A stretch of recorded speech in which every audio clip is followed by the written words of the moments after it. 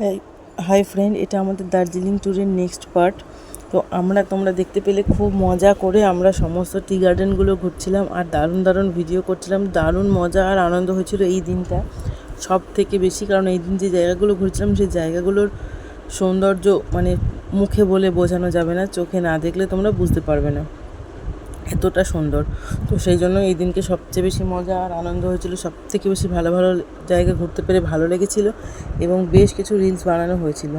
আর দেখতে পাচ্ছ আমাদের গাড়িটা কিন্তু ছুটে চলেছে চা বাগানের মাঝখান দিয়ে। আসলে এখানে দার্জিলিং এমন একটা জায়গা যেখানে মানে সব জায়গাতেই প্রায় মোটামুটি চা বাগান দেখতে পাওয়া যায়, যেদিকেই তাকাও কম বেশি চা গাছ তুমি দেখতেই পাবে। হ্যাঁ, আমরা প্রথমে চা গাছ চিনতাম না, তাই বুঝতে পারিনি। পরে যখন চিনলাম তখন বুঝতে পারলাম যে হ্যাঁ, চারিদিকে যা দেখতে পাচ্ছি সবই চায়ের বাগান। তো চা বাগানের মধ্যে দিয়ে আমরা পৌঁছে গিয়েছিলাম আমাদের অফবিট নেক্সট ডেস্টিনেশন, সেটা হলো শিটং, যেখানে আমরা পৌঁছাতে এত লেট হয়ে গিয়েছিল যে মানে সঙ্গে সঙ্গে লাঞ্চে বসে গিয়েছিলাম। আর সন্ধেবেলা আমাদেরকে এই যে দেওয়া হয়েছিল পকোড়া, ওখান থেকে হোমস্টে থেকেই দেওয়া হয়েছিল। তারপরে রাতের ডিনার করে তাড়াতাড়ি শুয়ে পড়েছিলাম। পরের দিন একটু সকাল সকালে উঠে পড়েছিলাম, কারণ ওখানকার প্রাকৃতিক সৌন্দর্যটা তুমি সকালবেলাই সব থেকে সুন্দর উপভোগ করতে পারবে, যেটা তুমি সন্ধেবেলা আর পারবে না। তো এই যে এইটা দেখতে পাচ্ছ আমাদের হোমস্টেটা নিচের দিকে, যেখানে তোমাদেরকে আগে দেখানো হলো এই যে মাঠটা, এখানে একটা তোমার ছোট কটেজ টাইপের করা আছে। এর মধ্যে যারা ধরো হানিমুনে যায় সিঙ্গেল ফ্যামিলি, তারা এখানেও থাকে। আর এছাড়া যেটা দেখলে সিঁড়ি দিয়ে উঠে ওপর দিকে, ওইটা ওনার ঘর, ওইখানে লোকজন থাকে। আমরা গিয়ে ওপরটাতেই ছিলাম। তারপরে এসে এই যে আমরা ওখান থেকে রেডি হয়ে সকালবেলা আলুর পরোটা আর আমাদের ডিম ভুজিয়া দিয়েছিল ব্রেকফাস্টে, সেটা খেয়ে রেডি হয়ে আমরা বেরিয়ে পড়েছিলাম অহলধারা ভিউ পয়েন্ট দেখার জন্য। তো দেখো, এটাও বেশ সুন্দর একটা ভিউ পয়েন্ট, যদিও যেদিকে তাকাই সেদিকেই চা বাগান। আলাদা করে তোমরা হয়তো বলবে শুধুই তো চা বাগান, তাহলে আলাদা করে দেখার কী আছে? কিন্তু এক একটা চা বাগানের সৌন্দর্য এক এক রকম, এক একটা জায়গার দেখতে এক এক রকম লাগছে। তো সব রকমই উপভোগ করা উচিত, শুধু যে পাহাড় বা বরফ বা এগুলোই ভালো লাগে তা নয়। কিছু কিছু সময় এই ধরনের প্রাকৃতিক দৃশ্য, শান্ত পরিবেশ ভীষণ ভালো লাগে।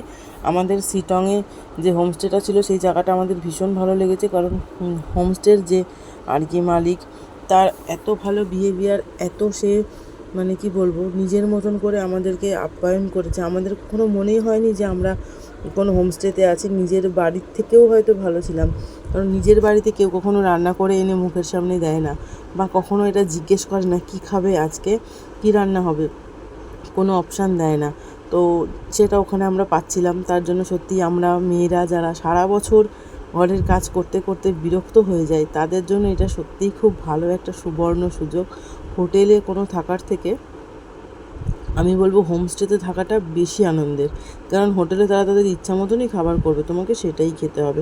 কিন্তু হোমস্টেতে সেরকম কোনো ব্যাপার নেই, কিন্তু তুমি তোমার পছন্দ মতন খাবার খেতে পারবে। যদিও আমি জানি না এটা সব জায়গায় পসিবল কিনা, তবে আমরা যেখানে ছিলাম সেটা হয়েছিল সেভাবেই। আর এত সুন্দর পরিবেশ দেখো, চারিদিকে শুধু ফুল গাছ ফুল গাছ আর ফুল গাছ, শান্ত স্নিগ্ধ একটা পরিবেশ।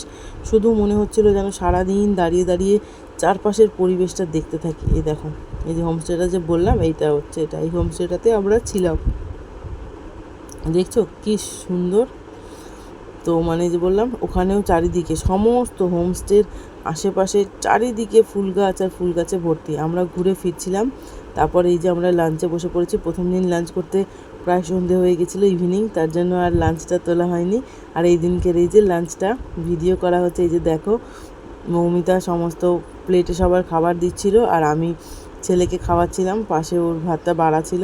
সবাই মিলে একসাথে বেশ মজা করে ভীষণ ভীষণ ভীষণ আনন্দ করে কেটেছিল 4-5টা দিন।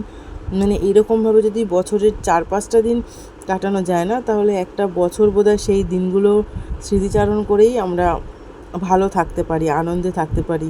আর নেক্সট ইয়ার আবার একটা এরকম সুন্দর ভালো ট্যুর হবে সেই আশায় থাকতে পারি। তো আমাদের ওই দিনকে দেখো, এক ধরনের ভেজ দিয়েছিল, ডাল দিয়েছিল, দুপুরের লাঞ্চে দুদিনই আমাদের চিকেন দিয়েছিল আর পাঁপড়, এসব সবই দিয়েছিল। তবে ওখানকার চিকেনটা তো আমাদের এখানকার মতন হয় না, ওখানে ওই ছাল সমেত চিকেনটা হয়, যেটা আমরা ছালগুলো ছাড়িয়েই খেয়েছিলাম। তোমাদের যেটা বললাম কটেজটা দেখো কি সুন্দর, এখানটা না মানে সকাল বলো সন্ধে বলো দাঁড়িয়ে থাকতে এত ভালো লাগছে, এত সুন্দর একটা জায়গা, কি আর বলবো তোমাদেরকে। দেখো মনে হচ্ছে কি চুপচাপ দাঁড়িয়ে থাকারই, দেখো চারিধারে ফুল গাছ আর ফুল গাছে ভর্তি। আর তোমাদেরকে ওই যে জায়গাটা বললাম ওইটা, এটা ঠিক পেছন দিকটা ওরকম সুন্দরভাবে সাজানো। এই যে দেখো কি সুন্দর একটা বুদ্ধদেবের মূর্তি আছে, এটা ওনাদের মানে পুজো হয় এখানে।